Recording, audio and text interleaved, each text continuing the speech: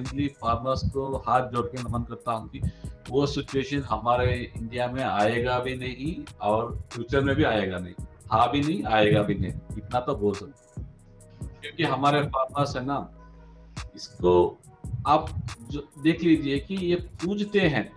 Agriculture सिर्फ ये कोई खेती ये वो करना नहीं है, ये है ना हमारे कल्चर में आ गया है। हमारे जो डे टू डे एक्टिविटी में वो इतना इन्वॉल्व हो गया है कि आपको दूसरा सोचता भी नहीं है।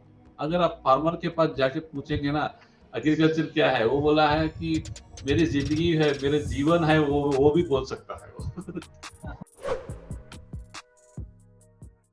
कृषि क्षेत्र क्या है? इंडिया में एग्रीकल्चर फील्ड किस तरह से before independence and after independence किस तरह से इसकी ग्रोथ हुई है कृषि क्षेत्र की? देखिए ना, हमारा वो बोलते हैं agriculture is the backbone of our Indian ये कंट्री बोलते हैं। मतलब पीठ की रीढ़ होती है कि अगर आपको मतलब हमारा एग्रीकल्चर ऐसे, और हमारे यहाँ पॉपुलेशन जितने भी हैं 70-80% पॉपुलेशन जो हैं वो एग्रीकल्चर डिपेंडेंट है और एग्रीकल्चर की खेती से ही ये करते हैं। पहले ऐसे था कि जो उगाते थे वो खा लेते थे, वो सिचुएशन नहीं है अभी। जो उगाते हैं अभी है ना, फार्मर सारे कमर्शियल फार्मर हुए हैं। जो उगाते हैं वो सिर्फ खाते ही नहीं है, बेचते हैं और एक्सपोर्ट भी कर लेते हैं। आपको जाके खुशी होगी कि हमारे भारत पहले 1950s में क्या था, 50 मिलियन हेक्टेयर पे 50 मिलियन टन का कुछ टोटल फूड प्रोडक्शन था। वो है ना आज का दिन 2022-23 में वो पहुंच गया है इवन टू 323-324 मिलियन टन तक पहुंच गया है, जो हमारा टोटल फूड प्रोडक्शन है। इसका मतलब है 50-60 से लेकर 2020 तक आपको 6-7 गुना हमारा एग्रीकल्चर में ऐसे ग्रोथ हुआ।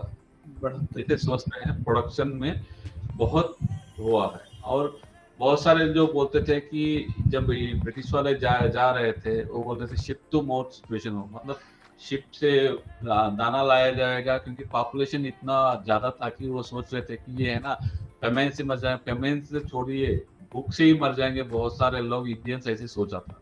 मगर वो सिचुएशन नहीं है, थैंक्स टू हमारे जो कृषि वैज्ञानिक है उन सबको और हमारे फार्मर, मेनली फार्मर्स को हाथ जोड़ के नमन करता हूँ कि वो सिचुएशन हमारे इंडिया में आएगा भी नहीं और फ्यूचर में भी आएगा नहीं। हाँ भी नहीं, आएगा भी नहीं, इतना तो बोल कि हमारे फार्मर्स है ना, इसको आप जो देख लीजिए कि ये पूजते हैं।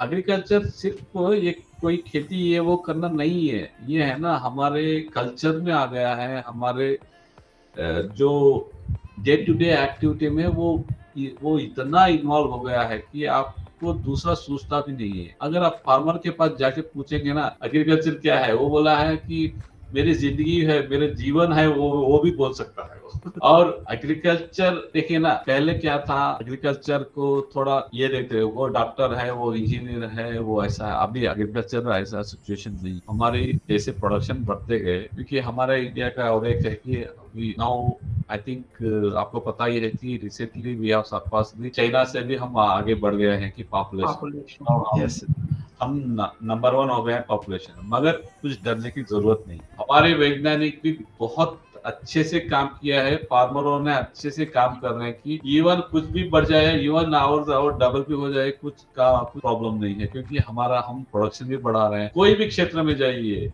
एग्रीकल्चर में है ना, प्रोडक्शन में जाइए, राइस का प्रोडक्शन देखते हैं।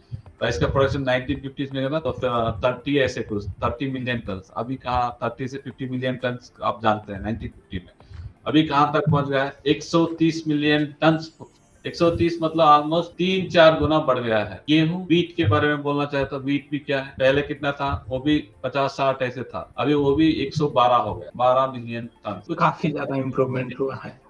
मतलब अगर लैंड देखेंगे ना, लैंड कितना है सोच रहे हैं। फॉर एग्जाम्पल एक मैं राइस का बोल देता हूँ। राइस आप 1950 में देख लीजिए या 2020, आपको है ना 40 मिलियन हेक्टेयर या 44 मिलियन हेक्टेयर पे ही आपको स्टैग्नेट लैंड तो ठीक ही है, उतने मिलियन हेक्टेयर में ही उग रहा है। मगर प्रोडक्शन क्या हो रहा है, ऐसे ही जा रहा है, प्रोडक्शन डबल हो रहा है, ट्रिपल हो रहा है। प्रोडक्शन तो बहुत अच्छा बढ़ा है, तो उसका ये एक श्रेय किसी जाना चाहिए, हमारे वैज्ञानिक एंड हमारे फार्मर्स को जाएगा। आप इस पे जाइए, क्या अंडों में एक प्रोडक्शन, फिशर में जाइए, डायरी में जाइए, हम 1950 और 92 में आप कोई भी क्षेत्र में लीजिए कि 3 गुना बढ़ गया है, 4 गुना बढ़ गया है, 5 गुना, 6 गुना। अंडे में तो बहुत सारा गुना बढ़ गया। पहले 10-15 दिन में अंडे देते, अब है ना आपको 200-300 दिन भी अंडे देने वाले मुर्गियां मिल जाएंगे। कोई भी क्षेत्र ले लीजिए एग्रीकल्चर रिलेटेड, आपको अच्छा लगेगा कि बहुत सारे हमने अच्छे काम किए हैं।